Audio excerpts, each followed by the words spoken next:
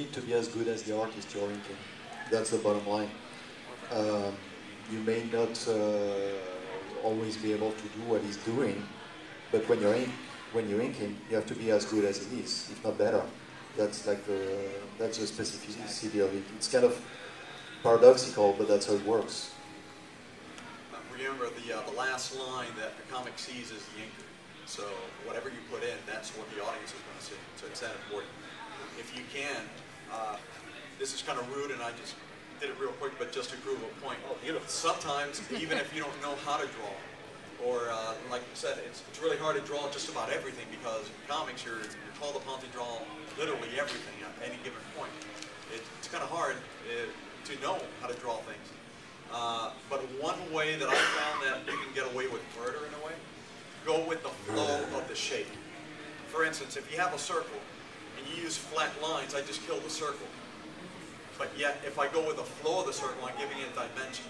So, you know, apply this to something you don't know how to draw, and you just gave a flow to whatever it is that you're doing. That's great advice, also just for drawing in general, because that really applies to foreshortening. People have trouble foreshortening. You know, when things are kind of like aimed at you or something, you know how to foreshorten an object. If you do your hatching and cross-hatching, which is what that's called, and you curve it around the form, you visualize it as a form, it'll give more life to it. And that's harmony. That's harmony. Full circle. Does anybody have a question? Yes, ma'am. What jobs do you guys have now? I deliver pizzas. You get punked. I ink Green Lantern with over the art of Doug Mankey. Green Lantern, right now Green Lantern Core over Pat Gleason, and I think I'll be helping out a few pages this summer over Oh, I'm sure, yeah. I'm sure I'll be late sometimes. And then I'm also wrapping up my second instructional book on drawing, how to draw women, actually. So keep an eye out for that. My first one, plug, Incredible Comics with Tom Nguyen, is out at Barnes & Noble, everywhere, right now. Woo. Is it my turn? Yes. Yeah. Okay, I don't want to take your thunder. I just finished working on Iron Man the End with Bob Layton. I'm waiting to work on Hercules miniseries with Bob. I have my own comic book called Stanley the Snowman that I'm working on. It's an all-age Christmas story. I've done inking a little bit differently than these gentlemen. I haven't really done it full-time. I've kind of fell into the whole graphic design. I was lucky enough as graphic designer to work for Walt Disney and work for Universal for a number of years. So working there full-time in the animation department and the creative marketing, I kind of slid doing inking, you know, part-time. Doing a little bit here and there, you know, X-Men and a few other things. So I'd like to say I'm working on a whole bunch of new stuff. I'm trying to do my own thing, but working full-time and doing comics full-time, it's awfully difficult to do that and put the quality in that you want. I'm such a loser, I'm sorry. Oh, no. Pity. Buy my book. That's all you do. Shameless That worked. I feel like buying it. I'm on the other side of the spectrum. I did it the other way around. I delved into comics since the 80s and 90s and all the way up to 2000. And literally kind of got out the comics. So I'm on the other end of the comics. Now I'm a graphic designer. Nice, very nice. And basically I do a lot of storyboards, shooting boards, apart from graphic designing. Just about every McDonald's Happy Meal that you see out there for the past 10 years, I've had to do boards for. Nice. It ranges from Kentucky Fried Chicken, Burger King, just about every car manufacturer if they're still around. Yeah, not so many anymore. So wait for that check from GM. Good luck with that. You know, just a whole array. But every time I do something, and again, compared to comics, it's completely different. Comics, it's very tedious, very time-consuming. This stuff you got to crank out. So for the storyboards, just the other night, I had to do 34 frames in one day. They're black and white, but you got to crank them out. But you don't put as much detail. Is that typical? What's a typical, how many frames a day usually? It depends on whenever they're having the meeting with whoever they're having the meeting with. When Like they say- start to call you, you gotta hurry. I'm sorry? When they start to call. Yeah, well, they're always calling, and it's not a good thing. But like say like 30 plus frames, that's not unusual, right? No, for the most part, you normally get about 15 to 20. 36 in one day, it's a little unusual. But you know, you usually have same day or if not next day. It's really hard to have something that lasts longer than 2 days. It's a quick turnaround, but again, the money's good and you can't complain.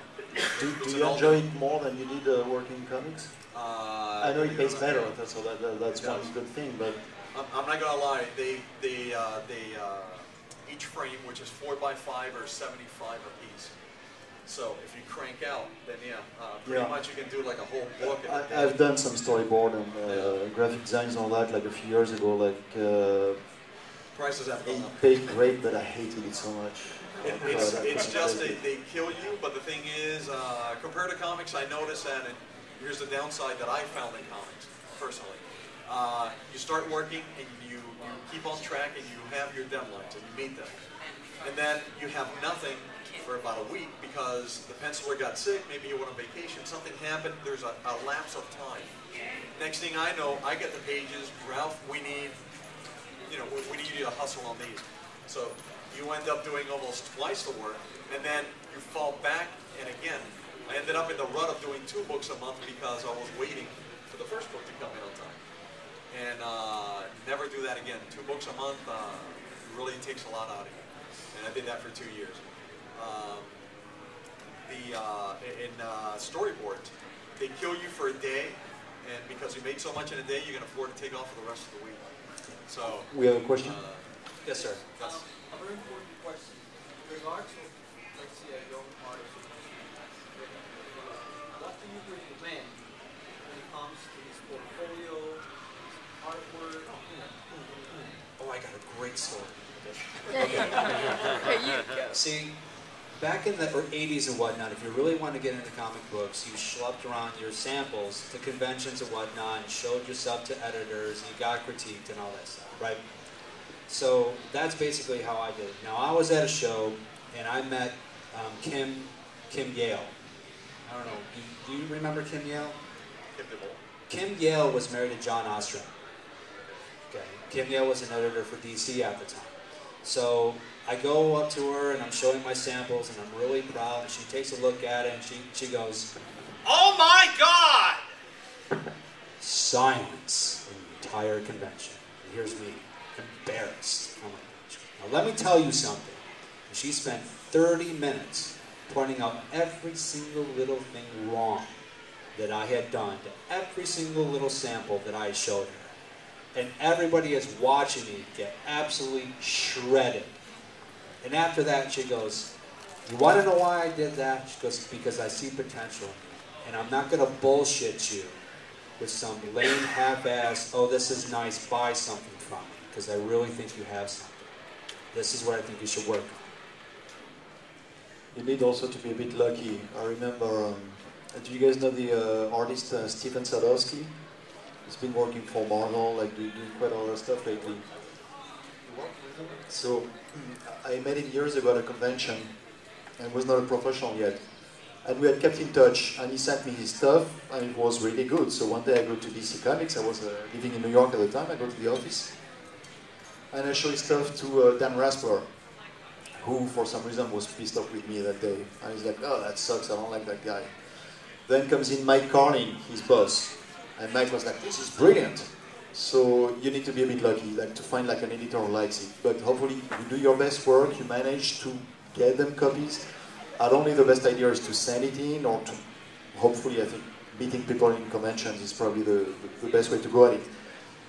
And you may not hear from them for a long time. You may never hear from them, but you also may. I mean, you don't know. It depends on what they need, when they need it, and there's no specific rule for that. You know, it's just like hopefully, if you do a good work, you're confident enough, it will pay off at some point. It's bound to happen.